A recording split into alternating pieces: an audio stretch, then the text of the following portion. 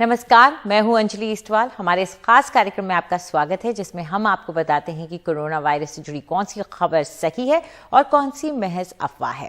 भारत में कोरोना की 43 करोड़ से भी ज्यादा वैक्सीन दी जा चुकी है। बावजूद इसके कुछ लोग दोबारा संक्रमित हो रहे हैं, यानी कि उन्हें री इन्फेक्शन हो रहा है। और ये बात भारत ने भी संसद में अपने एक जवाब में स्वीकार की है। इसे हम ब्रेक थ्रू इन्फेक्शन कहते हैं, जब आपको इन्फेक्शन टीका लगने के बावजूद हो जाता है। ये थोड़ा सा सुनने में अटपटा लगता है और डरावना भी लगता है, लेकिन बात एक समझने वाली है कि वैक्सीन सब आपको बचाती हैं एक गंभीर बीमारी से, अस्पताल पहुंचने से और मौत से। तो अगर आपको दोबारा इन्फेक्शन हो जाता है या टीका लगने के बाद भी आपको इन्फेक्शन हो जाता है, ब्रेक थ्रू इन्फेक्शन हो या री इन्फेक्शन हो, इसमें चिंता की बात नहीं है, क्योंकि वैक्सीन आपको पूरा सपोर्ट और प्रोटेक्शन देगी। लेकिन इसका मतलब क्या है, क्यों होता है इस तरीके से इन्फेक्शन टीका लगने के बावजूद, या दोबारा इन्फेक्शन भी क्यों हो जाता है? इस पर चर्चा करने के लिए हमारे साथ दो खास मेहमान जुड़े हैं। डॉक्टर सृष्टि हलारी हमारे साथ जुड़ी हैं। डॉक्टर हलारी अपनी ड्यूटी करते वक्त 3 बार कोरोना से संक्रमित हो चुकी हैं, बल्कि इस बार उनका पूरा परिवार भी कोरोना संक्रमित हो गया। वो हमारे साथ जुड़ी हैं और उन्होंने दोनों डोज लिए हैं टीके के। साथ में हमारे डॉक्टर अनीता रमेश जुड़ गई हैं, जो कि क्लिनिकल ट्रायल विशेषज्ञ हैं। बहुत बहुत शुक्रिया आप दोनों का हमारे साथ जुड़ने के लिए। डॉक्टर सृष्टि, खुद आप डॉक्टर हैं, जाहिर तौर पर आपका एक्सपोजर अलग लेवल का है। हम लोग उस तरीके से एक्सपोज नहीं हो रहे हैं जितना वायरल लोड, वायरस का डेली एक्सपोजर आपका है। लेकिन जब आप हर बार टीका लगाने के बाद हर बार रोज जाती थी, तो आम आदमी यही जानना चाह रहा है, क्या आप पूरी प्रोटेक्शन कर रही थी? क्या हुआ ऐसा कि आपको दोबारा इन्फेक्शन हो गया, या ये एक आम बात है, ऐसा हो सकता है? जी, दोनों टीका लेने के बाद भी मैं हमेशा N95 मास्क पहन के ही बाहर जाती थी। मैं अपनी पढ़ाई कर रही थी, इस वजह से मैंने कोविड ड्यूटी से एक ब्रेक ले लिया था और मैं अपने घर पे ही थी। मेरे पिताजी भी एक डॉक्टर है जो पेशेंट्स वगैरह देखते थे, तो उनका भी एक रोल हो सकता है हमारे पूरे घर के एक्सपोजर के अंदर, कि शायद वो कहीं और से पेशेंट्स को देख के आए हो और उन्हें कहीं से लग गया हो और उनकी वजह से हमें लग गया हो। मगर मेरी तरफ से तो पूरी तरीके से सावधानी बरती गई थी। मैं मास्क पहनती थी, अपने हाथ को सैनिटाइज करती थी। मेरे घर पे 2 कुत्ते हैं, अगर मैं उनको लिफ्ट से सिर्फ नीचे लेके जा रही हूँ मेरी बिल्डिंग के अंदर वॉशरूम कराने के लिए, तभी भी मैं N95 मास्क का इस्तेमाल करती थी। और कहीं से भी बाहर आने के बाद मैं हमेशा नहा लेती थी। जी, तो पूरी सावधानियां डॉक्टर यहाँ पर बरत रही थी, लेकिन इसका मतलब यह है कि वायरस का वेरिएंट अब ऐसा हो गया है कि वो संक्रमित ज्यादा करता है। लेकिन डॉक्टर, जहां तक मेरा ख्याल है, अभी आपको ये नहीं पता है कि पहली बार जब हुआ या दूसरी बार जब हुआ और तीसरी बार जब हुआ, ये कौन से वेरिएंट थे, इसके बारे में अभी आपको जानकारी नहीं है? जी नहीं, क्योंकि पहली बार तो लास्ट ईयर हुआ था, इसका मतलब तभी इतने वेरिएंट आए नहीं थे सामने। तो मैं ये कह सकती हूँ कि तभी जो अल्फा वेरिएंट हम जिसे कह रहे हैं, तो शायद वही हुआ रहेगा, क्योंकि मैं एकदम एसिम्प्टोमेटिक थी, मुझे एक भी लक्षण नहीं थे कोरोना के। क्योंकि मेरे साथ जो डॉक्टर काम कर रहे थे उनका टेस्ट पॉजिटिव आया था, इसलिए मैंने मेरा टेस्ट कराया था। इस वजह से मुझे पता चला कि मैं पॉजिटिव हूँ। तो शायद वो अल्फा वेरिएंट रहेगा। मगर दूसरी और तीसरी बार का वेरिएंट मेरा जो है, उसके लिए हमने सैंपल भेजे हैं एनालिसिस के लिए। तो जैसे ही मुझे पता चलेगा मैं आपको बताऊंगी। बिल्कुल, क्योंकि ये एक चीज है जो सब जानना चाहेंगे कि ऐसे कैसे होता है, क्योंकि इससे एक सीख भी सब लोग ले पाएंगे कि आप इसको हल्के में ना लें। इस वायरस को, ये वायरस बहुत शातिर है, बहुत ताकतवर है, कभी भी आपको अटैक कर सकता है। डॉक्टर रमेश, जब इस तरह की स्थिति हम देखते हैं तो बहुत से लोगों को मौका मिल जाता है वैक्सीन पर सवाल उठाने का। वो कहते हैं कि भाई वैक्सीन फिर क्यों लगाना। ऐसे में आप क्या कहना चाहेंगी? देखिए, जो हमारे पास 2 वैक्सीन अभी इंडिया में है, तीसरे भी स्पुतनिक, वो हमको 70 to 90% का 70 से 90% तक प्रोटेक्शन देते हैं। उसमें लिखा हुआ है एफिकेसी 70 to 90%। अगर हम 100 आदमी को इस वैक्सीन जी दे और फॉलो अप करे, 70 से 90 को कोरोना वायरस का इन्फेक्शन नहीं होगा, बट 10 से 30% को लाइन है, तो it gives 70 to 90% protection. Second बात है, अगर आप वैक्सीन लेने के बाद, जैसे our doctor is with us, अगर आपका दोबारा कोविड इन्फेक्शन हो भी सकता है, बट एक कोविड इन्फेक्शन मामूली है, इट्स एसिम्प्टोमेटिक माइल्ड इन्फेक्शन।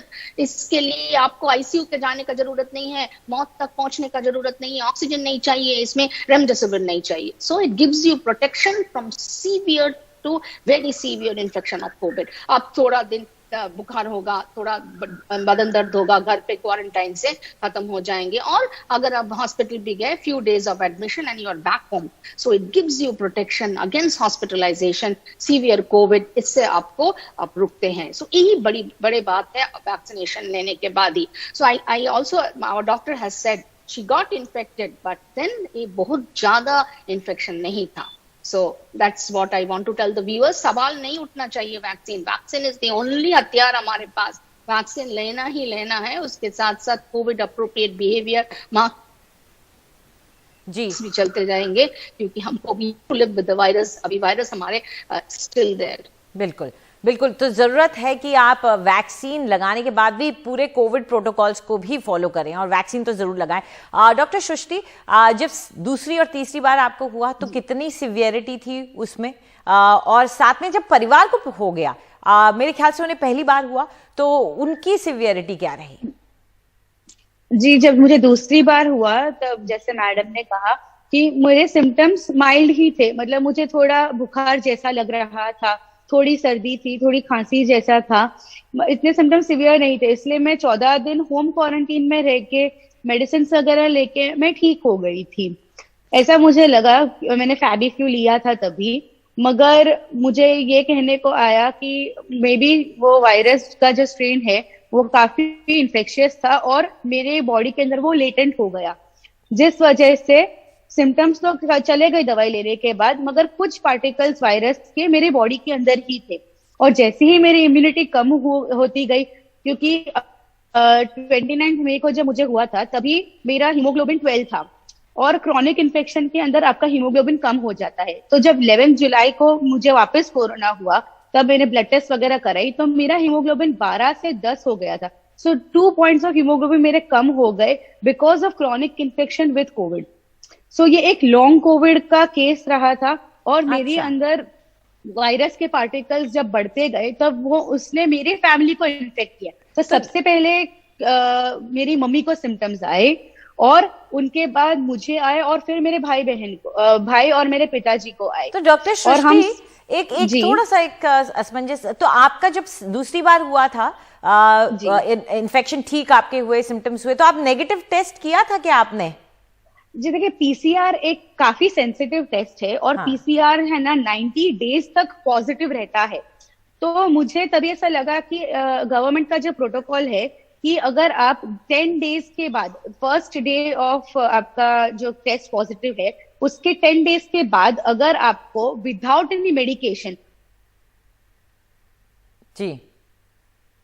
जी लग रहा है उनसे संपर्क टूट गया, तो जाहिर तौर पर उनके सिम्टम्स खत्म हो गए थे, प्रोटोकॉल। हाँ, चलिए हमारे साथ फिर से जुड़ गए। सृष्टि, अपनी बात पूरी कीजिए। हाँ, आप बता रही थी कि जब 10 डेज के बाद आपने चेक किया। हाँ, तो 10 डेज के बाद मुझे एक भी सिम्टम नहीं था। मैंने फैबीफ्लू का पूरा डोज कंप्लीट किया था, मैंने डॉक्सीसाइक्लिन और आइवरमेक्टिन लिया था, और साथ में जो सिम्टोमेटिक ट्रीटमेंट है वो भी लिया था। मुझे फीवर भी नहीं था, तो ऐसा भी नहीं कि मैं डोलो से अपना फीवर सप्रेस कर रही हूँ। तो उस वजह से मेरे सिम्टम्स सारे कंट्रोल में आ गए थे और एकदम नॉर्मल था। खांसी चली गई थी, सर्दी चली गई थी, तो मुझे लगा कि मैं नेगेटिव हूँ। फिर भी मैंने 14 डेज का पूरा क्वारंटीन पीरियड ऑब्जर्व किया, और उसके बाद ही मैं अपने परिवार से जी बिल्कुल। और वाकई में डॉक्टर रमेश, ये वायरस जो है ये बहुत ही कंफ्यूजिंग, बहुत ही चौंका देने वाला है। कभी भी कोई भी नई चीजें सामने आती रहती हैं। अगर वायरस की टेंडेंसी भी होती है, और हमने ये देखा है कि वो आपके शरीर में बहुत सालों तक भी रह सकते हैं और बाद में एक्टिवेट हो जाए। शिंगल्स में हम देखते हैं, जो कि चिकन पॉक्स का वायरस होता है। तो ये वायरस जो है, अब इस पे स्टडी ही एक तरीका है जिससे हम इसको रोक सकेंगे और इसको समझ पाएंगे। जी यस, ये जो इसका स्टडी का नाम है वायरोलॉजी। ओके, ये अलग सा एक ब्रांच ऑफ मेडिसिन है, खाली हम लोग वायरस के बारे में पढ़ते हैं। सो ये दोनों तरह है, 2 थिंग्स कैन हैपन, जिसका 2-3-4 बार हो रहा है। एक तो है री इन्फेक्शन, एक तो है परसिस्टेंस ऑफ द वायरस। जैसे बताया, हो भी सकता है कि बॉडी के अंदर वायरस है, वो पूरी नहीं गए, और कि दोबारा जब मौका मिला, दोबारा इम्यूनिटी कम हो गया, उसके बाद दोबारा आने लगा और सबको इन्फेक्ट किया। सेकेंड ऑप्शन भी हो सकता है कि री इन्फेक्शन, हम लोग उनका एंटीबॉडी चेक नहीं करवाए। Okay, usually we don't do antibodies, अभी उतना रिकमेंडेशन नहीं है, बट अगर चेक किए हो गया, देखा हुआ सफिशिएंट एंटीबॉडीज प्लस री इन्फेक्शन, दैट मीन्स ये नया इन्फेक्शन है, बिकॉज दिस वायरस बहुत ही विरुलेंट है। ओके, और आर फैक्टर आपको आपने बताया पहले शो में भी ज्यादा, अभी काफी स्टेट्स में 1 से भी ज्यादा है। तो उसी हिसाब से इनका वल्नरेबिलिटी में स्प्रेड, एक के आदमी से दूसरे आदमी को स्प्रेड का चांस वो मोर देन 100%। तो उसी हिसाब से री इन्फेक्शन का भी चांसेस है। तो इसी समय हम लोग सही ढंग से बता नहीं पाएंगे, ये पुराना वायरस दोबारा आ चुके हैं बॉडी के अंदर से, परसिस्टेंस ऑफ वायरस, और ये नया वाला इन्फेक्शन है, किसी और से आया है डॉक्टर के अंदर। So this needs to be investigated, but 2 भी हो सकता है, किसी आदमी को भी हो सकता है। चांसेस कम है, it's rare, but few percentage में भी 2 to 3% in a lakh is involve. But हमको सबको तैयार हो जाना चाहिए। वी शुड नॉट ब्रेक माने लोअर आवर गार्ड्स की, हमेशा हमको we have to be very careful. So हो भी सकता है। बिल्कुल, ये बात आपने सही कही, और मेरे ख्याल से हम इंतजार करेंगे जब डॉक्टर सृष्टि की जीनोम सीक्वेंसिंग के रिजल्ट्स आ जाएंगे, उससे काफी चीजें साफ हो जाएंगी। तो डॉक्टर सृष्टि, उम्मीद करते हैं कि जब ये रिजल्ट्स आते हैं, आपसे एक बार फिर से हम बात कर पाएंगे और पता शायद एक्सपर्ट्स इसको एनालाइज कर पाएंगे कि क्या वजह रही है। जी डॉक्टर अनीता, मेरे पास 30 सेकेंड है, बताइए। और doctor, you can do antibody titer भी कर लीजिए अपना, तो हमको पता चलेगा बॉडी के अंदर वैक्सीन के बाद कितना एंटीबॉडी हुआ। ओके, इसी अगर नहीं किए होंगे, okay, but you can do it now, उसमें पता चल जाएगा कितना है एंटीबॉडी टाइटर और किस लिए इन्फेक्शन हुआ। जी मैम, मैंने एंटीबॉडी टाइटर कराया था जब मैं सेकंड टाइम पॉजिटिव हुई थी, because I wanted to know कि वैक्सीन का एफिशिएंसी कितना था। So COVID spike protein antibodies were around 600। I repeated them, मतलब तीसरी बार जब मुझे हुआ, उसके बाद मैंने पूरे फैमिली का, हम लोगों ने कोविड स्पाइक प्रोटीन एंटीबॉडीज कराई थी। सो हमारे पूरी फैमिली के अंदर वो 5000 समथिंग अभी आ रहा है। मतलब एंटीबॉडीज आफ्टर वैक्सीनेशन काफी थे, but since I think it is a new variant और न्यू स्ट्रेन, जिसकी वजह से it is highly infectious for me and my family. जी बिल्कुल, और यही वजह शायद जीनोम सीक्वेंसिंग ही काफी सारे सवालों के जवाब दे पाएगी। शुक्रिया, आप दोनों हमारे साथ जुड़े उसके लिए शुक्रिया।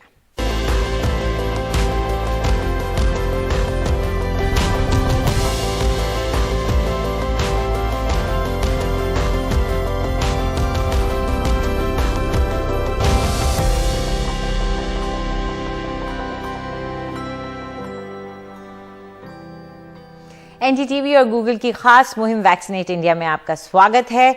आज हमारे साथ चर्चा करने के लिए डॉक्टर राजेश मल्होत्रा जुड़ गए हैं, जो कि चीफ हैं Covid trauma centre all India institute of medical sciences के, और आज हम बात करने वाले हैं कोविड टीके के असर के बारे में। डॉक्टर मल्होत्रा, कोविड टीका असरदार है ये सभी जानते हैं, लेकिन कितना असरदार है, खास तौर पे इसलिए क्योंकि नए नए वेरिएंट आते रहते हैं। क्या कोविड टीके का असर बरकरार रहता है? जी नमस्कार, धन्यवाद। मैं ये कहना चाहूँगा कि कोविड का टीका बहुत ही असरदार है। अगर आप ये देखें कि इससे मृत्यु दर में कितनी कमी होती है और हॉस्पिटलाइजेशन में कितनी कमी होती है, या सीरियस इलनेस में कितनी कमी होती है।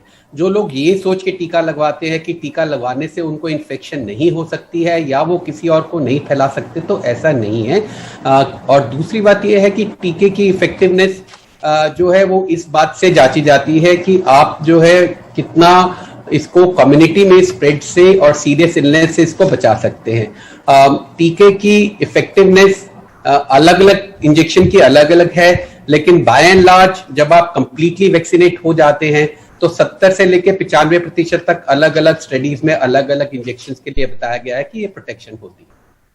जी, तो कारगर है टीका, ये पता चल रहा है, लेकिन डॉक्टर क्या हम ये मान के चल सकते हैं कि जो टीके इस वक्त बने हुए हैं वो आने वाले वेरिएंट्स पे भी कारगर रहेंगे, या एक ऑनगोइंग प्रोसेस है? ये एक ऑनगोइंग प्रोसेस है, क्योंकि हमारा जो यहाँ दुश्मन है वो बहुत ही शातिर है। जो वायरस है वो लगातार अपने आप को चेंज कर रहा है। इसमें ऐसा संभव है कि कुछ एक इंजेक्शन जो टीके हैं इसमें उतने अधिक कारगर ना हो जितने कि जब वो बनाए गए थे जिस वेरिएंट के खिलाफ उसमें थे। लेकिन अब टीके की भी प्रणाली बनाने की इतनी एडवांस हो गई है कि आज भी अगर हमें ये पता लगे कि ये चेंज हो गया है जिसके लिए हमें एक बूस्टर डोज बनाने की जरूरत है, तो घंटों में नहीं तो दिनों में ही उसके लिए एक नई वैक्सीन तैयार की जा सकती है। और इतना अभी हम एडवांस स्टेज पे है, इसलिए ये संभव है कि हमें फ्यूचर में जो है बूस्टर की डोज की जरूरत पड़े, या तो हमारी जो इम्यूनिटी पहले 2 इंजेक्शन से धीरे धीरे समय के साथ कम होती है उसके लिए, या वेरिएंट के लिए। लेकिन ऐसा नहीं होगा कि जो पूरी तरह से ये निष्क्रिय हो किसी भी वेरिएंट के लिए। सिर्फ ये संभव है कि थोड़ी उसकी इफेक्टिवनेस कुछ वेरिएंट्स के अगेंस्ट कुछ कम हो, जिस केस में जैसे आपने कहा कि ऐसा संभव है कि बूस्टर देना पड़े। तो डॉक्टर साहब, 1 डोज वर्सेस 2 डोजेस, ये एक सवाल कई लोग पूछते रहते हैं कि 1 डोज ठीक है, इतने में काम चल जाएगा, या दोनों डोज पूरी लेना जरूरी है, क्योंकि कई लोग अब दूसरी डोज लेने से कतरा भी रहे हैं। जी, तो एक बात आपसे बड़ा क्लियरली कह दूं कि इसमें वन साइज फिट्स ऑल की बात नहीं है, या जिसको हम कहते हैं कि आप एप्पल्स और ऑरेंजेस को कंपेयर नहीं कर सकते हैं। जो भी वैक्सीन है उस वैक्सीन के जो अगर रिकमेंडेड डोज अगर उसकी 2 हैं और अगर आप 1 लेते हैं तो ये एडवाइजेबल नहीं है, वो आपको पूरी प्रोटेक्शन नहीं देगी। एक डोज जो वैक्सीन ऐसी बनी है जो एक ही डोज वाली है, जैसे जॉनसन एंड जॉनसन है या स्पुतनिक लाइट है, जिनमें 1 डोज रिकमेंडेड है उसमें 1 डोज ले, जिसमें 2 डोज रिकमेंडेड है उसमें 2 डोज ले। कई ऐसी वैक्सीन है जो 1 डोज में काम नहीं करती है, 2 के बाद ही काम करती है। तो आप जो भी वैक्सीन ले रहे हैं उसका प्रोटोकॉल फॉलो करें और उसको उसके लिए जो रिकमेंडेशन है उसी को आपको फॉलो करना पड़ेगा। तो अगर जॉनसन एंड जॉनसन की वैक्सीन ले रहे हैं या स्पुतनिक लाइट ले रहे हैं तो 1 डोज है, अगर आप कोविशील्ड या कोवैक्सीन ले रहे हैं तो 2 डोज है। तो इसमें मिक्स ना करें इश्यूज को, 1 डोज या 2 डोज टीके के टाइप के हिसाब से होती है। जी बिल्कुल। और कुछ लोग इस इंतजार में भी बैठे कि 1 डोज हमने ले लिया, अब जब mRNA वैक्सीन आएगी तो ही आगे की डोज लेंगे, तो ये इंतजार करना, इसके लिए आप क्या कहेंगे? ये इंतजार करना बिल्कुल बुद्धिमानी नहीं है, क्योंकि अगर आपने दूसरी डोज नहीं ली तो आपको पहली डोज की भी पूरी प्रोटेक्शन नहीं मिल पाएगी। आप किसी भी वैक्सीन की इंतजार मत करें। अगर आपको mRNA वैक्सीन लगवानी तो एज एंड व्हेन कभी कोई बूस्टर की बात होती है या जो आपके पास अवेलेबल वैक्सीन है उनके साथ में mRNA वैक्सीन की ट्रायल्स हो जाती है और ये पता लग जाता है कि ये सेफ है कि आप पहले एक दूसरी वैक्सीन से लगवा के फिर वैक्सीनेशन mRNA से करा सकते, तभी आप उसको लगवाएं, नहीं तो नहीं लगवा सकते। बिल्कुल इंतजार करना बेमानी है, आप अपना टीका लगवाएं जब आपका वक्त आ जाए। शुक्रिया डॉक्टर हमसे बात करने के लिए, नमस्कार। तो चलिए आज के कार्यक्रम में इतना ही, और आपको ये बता दें कि टीका लगवाना बेहद जरूरी है, तो आपको मौका मिले तो जरूर लगवाएं।